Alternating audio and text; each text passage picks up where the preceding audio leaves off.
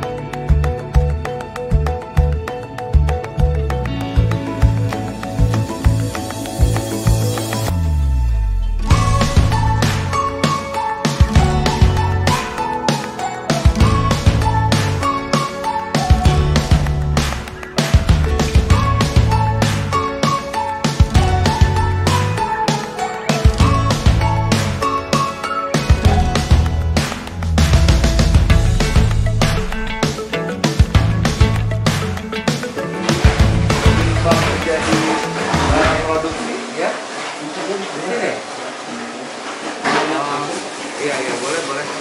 Jadi ini tempat produksinya dari Explore ya. Explore Project. Sebetulnya nggak di sini, dibagi. Ini lebih ke admin ya?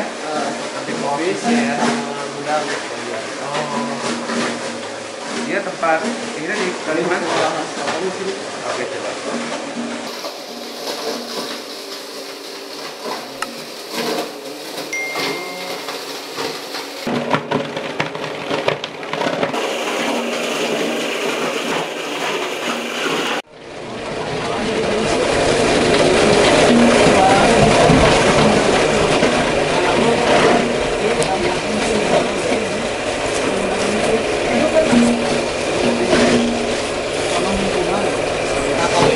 Butiran propon dari pabrik ya. Pabriknya memang sempurna. Oh ini ya, ini dari pabrik ya? Jadi si produk itu bisa jangka panjang karena terus direpil nantinya. Ini kualitas ininya juga beda ya, karya. Tapi sebetulnya kalau dari kualitas sama aja ya? Kalau dari kualitas bagusan dari pabrik. Karena lebih dari dibuatnya kan dari bibit plastik. Ya, saya sekarang sedang di kantor Explore Project, produksi anak muda Kabupaten Bandung, Kang Eki ya, dengan segudang prestasinya ini luar biasa. Saya di tempat beliau, di tempat adminnya atau manajemennya. Di samping saya ada Pak Arif dari LH. Sengaja saya bawa ke sini nih Pak, biar kita bisa lihat langsung para pelaku usaha yang peduli juga Pak dengan lingkungan, daur ulang yang terpakai. Nah, Kang Eki dengan Kang Raka ini yang di Explore ya. Awalnya gimana Kang sampai akhirnya memproduksi satu produk yang bahan dasarnya itu dari daur ulang? Sebetulnya idenya udah dari lama Pak, dari 2016. Cuma waktu itu kita kendalanya di masalah nominal uang untuk memproduksi mesinnya. Nah terus di 2016 saya baru memproduksi bin bag. Cuma waktu itu saya beli butiran styrofoamnya langsung dari pabrik. Dulu itu nggak ada pabrik butiran styrofoam yang di Bandung, jadi saya pesannya dari Surabaya. Kendala karena suplai butiran styrofoam itu kadang dari pabrik itu lancar, kadang enggak. Lalu saya waktu lagi jalan-jalan ke Gunung Puntang, ada salah satu bengkel teknik di sana. Nah, terus saya coba diskusi, ngobrol, ngeliat di YouTube referensi-referensi dari luar negeri. Jadi bikin mesin pencacah styrofoam secara custom di 2018 waktu itu.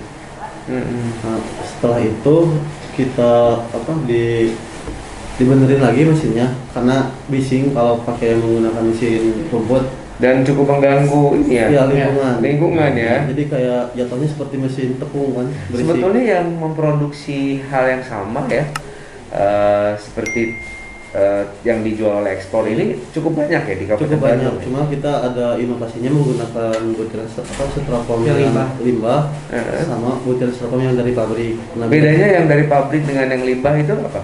Dari segi dimensi itu dari pabrik pasti simetris dan bulat. Kalau dari hasil olahan seperti popcorn, jadi nggak merata gitu Pak. Lebih menguntungkan kalau beli dari pabrik atau kita produksi sendiri, artinya dengan mesin yang ada terus kita kumpulkan limbah dari styrofoam. Kalau kita memproduksi secara sendiri untuk butir styrofoamnya itu bisa ada nilai ekonomis dan sosialnya. Masyarakat sekitar limbah itu Pak.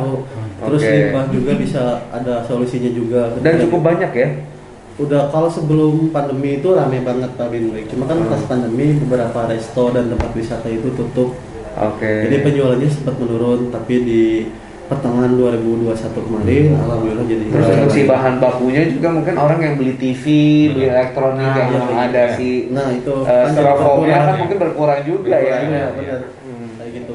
Dan styrofoam itu kan nggak bisa terurai gitu, harus ratusan tahun mungkin bisa terurai, dan itu memang harus ada solusinya juga mungkin ya Pak. Masa ya ketimbang dibakar terus menjadi polusi kan. Nah, saya mencoba membuat mesin seperti itu, mungkin kedepannya semoga banyak lagi anak-anak muda yang bisa membantu pemerintah untuk memecahkan masalah terutama di persoalan limbah dan sampah. Satu unit mesinnya itu berapa sih harganya? Waktu itu saya belinya kurang lebih di 9 juta, terus dimodifikasi udah 3 kali, jadi kurang lebih udah habis 20 juta observasi mesinnya.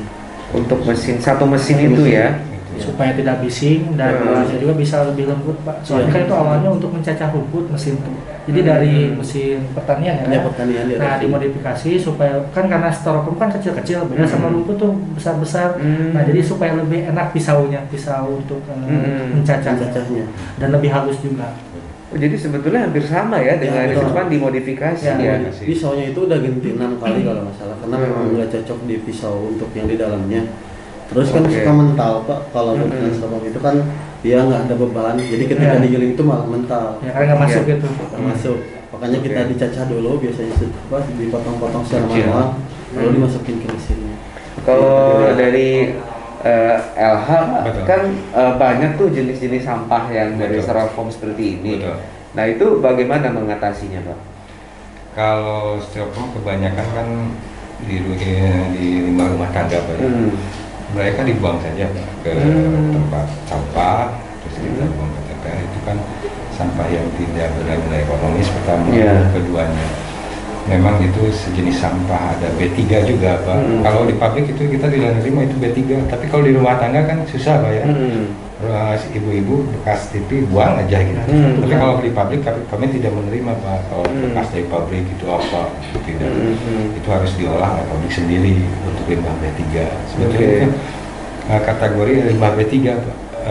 Kalau di rumah tangga ya gitu, ibu-ibu rumah tangga biasalah tidak bisa buang aja gitu Pak. Dan ditampung deh sama Explore Project ini ya, yang memproduksi. Kita pendekatannya nanti ke rumah tangga, pendekatannya supaya bekas-bekas styrofoam jangan dibuang langsung ke tempat sampah, kumpulkan, ditampung, dikumpulkan dalam misalnya satu RT atau apa, kita beli, ada tadi kata Bapak ada nilai jual yang cukup tinggi, kilonya 9.000 di sini nerimanya. Nah, kita nanti jadi untuk warga Kabupaten Bandung kalau mau buang styrofoam bisa ke sini ya langsung ya. Dibeli Cuman kan 9.000 per kilonya harus sudah bersih Pak. Sudah bersih. Cuma harus sudah bersih ya. Terus nanti dari penjualan bibitnya juga kita ada 2 tipe. Jadi tergantung konsumen dia mau yang campuran atau asli dari pabrik butirannya seperti itu. Jadi kita nggak asal langsung jual misalnya. Jadi kita ada edukasi dulu sama pembelinya. Biar kita transparansi juga kualitas kualitas seperti itu. Nah ini pandangan dari Bapak nih Pak Ya, Arif ini ya. selaku dari LH Ya. mengenai bagaimana inisiasi dari Ya. para anak-anak muda ini seperti ini, bagaimana tanggapan Bapak? Ya, saya ini Pak, pertama mungkin saya baru melihat kan ada dulu memang mesin yang dibuat kayaknya kayak mesin styrofoam. Styrofoam itu namanya apa? Chopper. Chopper Pak. Chopper. Itu bisa Chopper. yang lem, misalnya Ya, lem. lem gitu. Tapi melihat potensi, apalagi tadi saya sudah ngobrol banyak gitu, potensi keluar, terus kekurangan bahan baku kenapa tidak kita upayakan yang seperti tadi direncanakan gitu. Kita akan mensosialisasikan bahwa limbah styrofoam itu ada nilai ekonomisnya. Iya, betul. Kita perlu limbah yang bersih, styrofoam yang bersih, yang ini ada nilai jualnya, yaitu penanganannya di rumah tangga itu mungkin jangan dibuang ke tempat sampah, jadi disimpan. Jadi per wilayahnya juga kan sebetulnya banyak juga yang membutuhkan ya, betul. dari yang memproduksi gitu. Betul. Iya, betul. Ini juga jadi satu info tambahan nih ya Betul. buat kami ya, Betul. kami dari pemerintah kabupaten di dalam rangka varian dari Varian. penanganan pengolahan sampah. Betul. Nah, untuk Kang Eki sendiri apa kedepannya nantinya yang mau dilakukan terkait dengan peningkatan ekonomi dari pengolahan sampah ini? Oh ya, sebetulnya nanti bisa barter barang gitu Pak. Ya, betul. Jadi misalnya mereka punya misalkan 10 kilo atau 30 kilo styrofoam, bisa ditukar dengan barang yang ada di Explore misalnya. Tapi disesuaikan dengan nilai barang dan butiran styrofoam yang dikumpulkan oleh warga masyarakat. iya. Bisa Jadi barter. transaksinya sih ke zaman baheula Pak. Jadi barter. Kasihan bantal. Barter batal antara jaket. Betul. Ya, Betul. boleh. Ya. Bisa. Oh bisa. Coba butiran styrofoamnya tadi harus satu mobil. Belum masuk ke Pemda itu kan, mungkin mau masuk ke Pemda mungkin ingin lah di kantor itu kan dari limbah ini kan Ya, ada betul. ya gitu, kursi-kursi kayak gini Ya, mungkin semacam tadi yang ngobrol sama dia. diskusi. Iya. Ya, perpustakaan. Diskusi itu sudah ya? Ya, sudah. Diskusi sudah. Ya, Untuk- untuk pelayanan umum, untuk yang Betul. mungkin untuk hal-hal lainnya ya Pak ya. Betul, betul. Mungkin bisa dikerjasamakan lah gitu ya. Belum ya.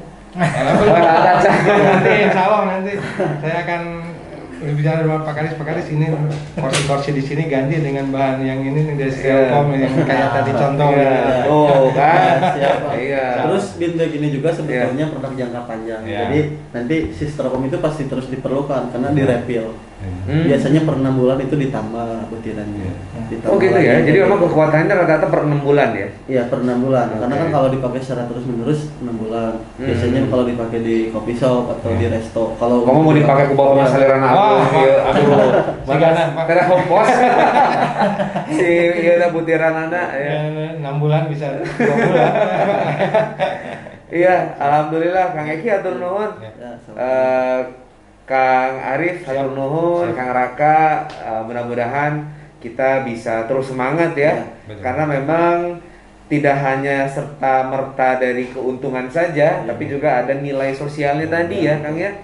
Bagaimana masyarakat juga punya nilai ekonomis dengan mengumpulkan sampah dari styrofoam.